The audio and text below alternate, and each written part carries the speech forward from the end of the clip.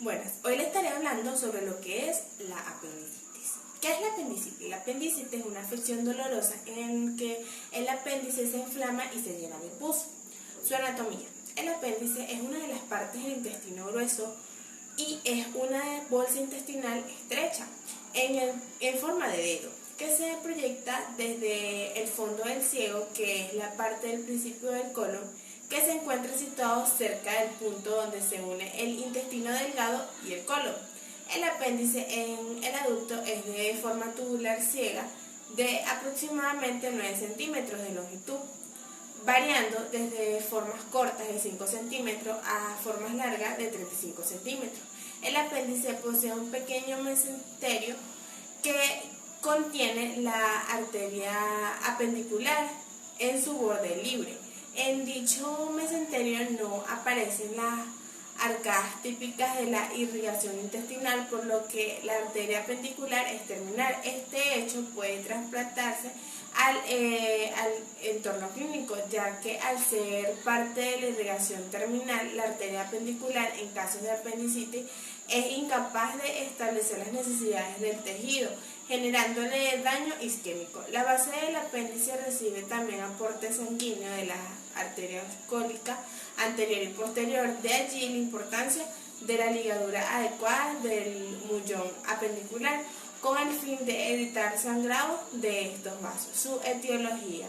Se considera que la apendicitis se debe a la obstrucción de la luz apendicular, en general por hiperplasia linfoide, pero en ocasiones por un fecalio, un cuerpo extraño. Incluso la obstrucción causa distensión, proliferación bacteriana, isquémica, inflamación. De no ser tratada, puede ocasionar una necrosis. La fisiopatología. La fisiopatología de la apendicitis aguda continúa siendo enigmática. Sin embargo, existen varias teorías que intentan explicar esta patología. La más aceptada por los cirujanos describe que la fase inicial, que se caracteriza por una obstrucción del lumen apendicular causada por hiperplasia linfoide, tumores o cuerpos extraños como huesos de animales o semillas. Esto favorece la secreción de moco y el crecimiento bacteriano, generando entonces distensión luminal y aumento de presión intraluminal. Posteriormente se produce obstrucción del flujo linfático y venoso, favoreciendo aún más el crecimiento bacteriano y desencadenando la producción del edema. Sus causas. La apéndice puede ser constante mucosidad que se mezcla con las heces. El problema que se plantea es que el único órgano en el tracto intestinal que no tiene salida, por lo que cualquier obstrucción en el drenaje de la mucosidad hace que éste se acumule y por tanto se produzca una dilatación en el apéndice. A medida que se va ampliando el tamaño del apéndice, se va produciendo la compresión de los vasos sanguíneos y la necrosis de sus paredes. Este proceso puede evolucionar hasta que se produce la ruptura del apéndice. Las causas de la obstrucción pueden ser el aumento de tejidos linfáticos por infección viral o bacteriana. La obstrucción por otras circunstancias más complejas son los tumores o lombrices intestinales. Sus síntomas. Los síntomas de esta enfermedad pueden ser muy variados, aunque difíciles de detectar en niños pequeños y en mujeres en edad fértil. El primer síntoma y más notable es el dolor abdominal. Este dolor comienza siendo vago para pasar progresivamente a agudo y grave. Normalmente, a medida que va aumentando la inflamación del apéndice, el dolor tiende a desplazarse hacia la parte inferior derecha del abdomen, en un lugar concreto del apéndice denominado punto de McBurney. Este dolor abdominal tiene un empeoramiento al recibir actividades como caminar, toser o por donde el paciente debería estar en reposo para evitar así los repentinos brotes de dolor. En cuanto a los síntomas tardíos, estos pueden ser escalofríos, vómitos, temblores, estreñimiento o diarrea, náuseas, falta de apetito, fiebre. La prevención. Los pasos principales para prevenir la apéndice se basan en llevar una dieta rica en fibras que facilite un mayor movimiento en el proceso digestivo. Entre los alimentos recomendados se encuentran la mayoría de las frutas y verduras y las integrales. Durante el proceso de tratamiento y sobre todo en las fases iniciales es importante la ingesta de antibióticos que provenga la proliferación de microorganismos en el aparato digestivo que sean responsables de infecciones y de esta manera evitar lo que es que la enfermedad sea grave. Hay que evitar el estrés y mantener en descanso adecuado.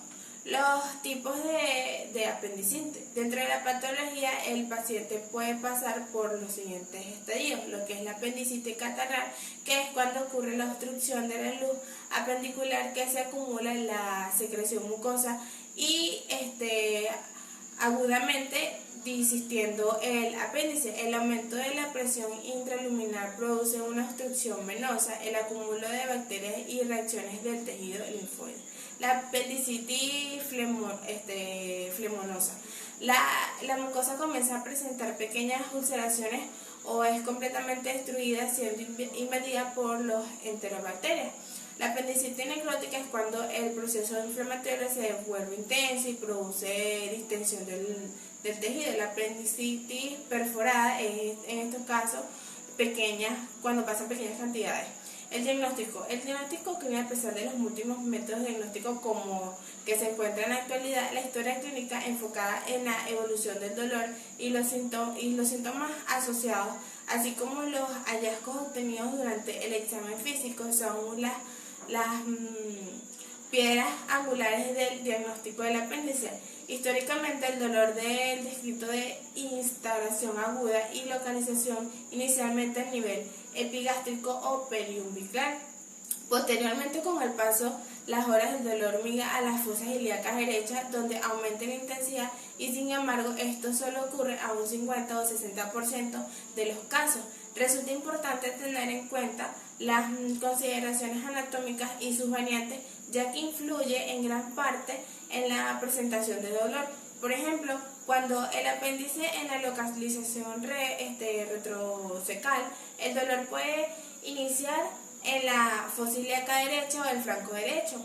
De la misma forma que el apéndice luego se sobrepasa en la línea media y puede producir dolor en el cuadrante inferior izquierdo.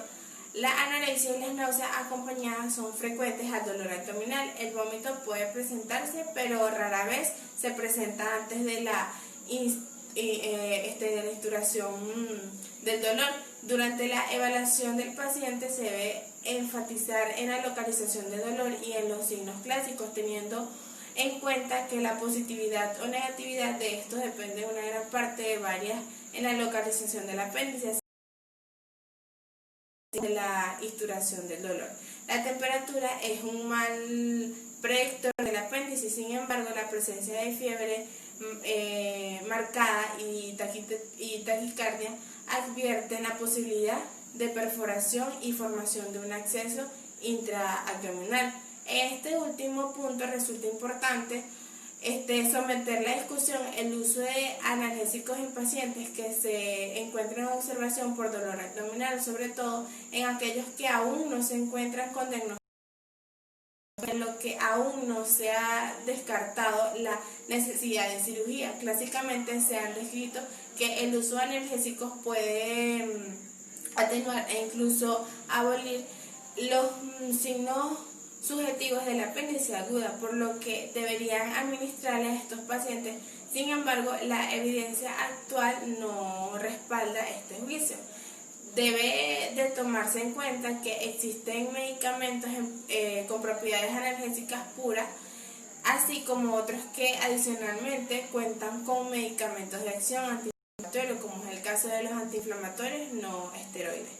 Un estudio de estos casos y controles realizados por Frey y colegas mostró que el tratamiento por los lados antiinflamatorios sí mostraron la asociación con el resto del tratamiento. El tratamiento de la apendicitis aguda se basa en la resucitación inicial del paciente y el tratamiento quirúrgico definitivo. Al momento del diagnóstico, el paciente usualmente se encuentra deshidratado y puede estar febril, acidótico y séptico. Por ello, el médico debe preocuparse inicialmente por la administración de fluidos endovenosos y antibióticos preoperatorios. Debe elegirse un antibiótico que sea activo contra la flora encontrada en el apéndice, correspondiente principalmente a microorganismos anaeróbicos, así como son las bacterias gram negativas.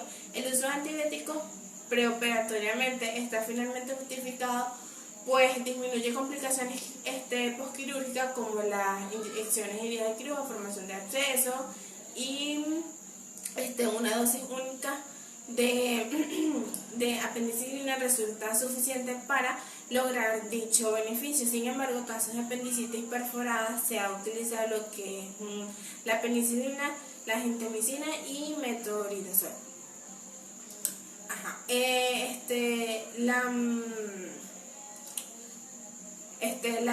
Sin embargo, las complicaciones operatorias, asimismo, la asociación de estos medicamentos que he nombrado,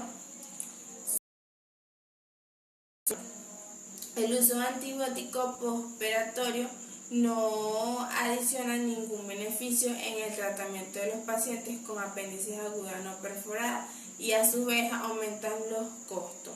Tomando lo anterior en cuenta, el tratamiento óptico de los casos de apendicitis aguda no perforada sería la resucitación inicial de los flujos endovenosos, la administración de dosis únicas de antibióticos preoperatorios, pudiendo ser la penicilina. Gracias.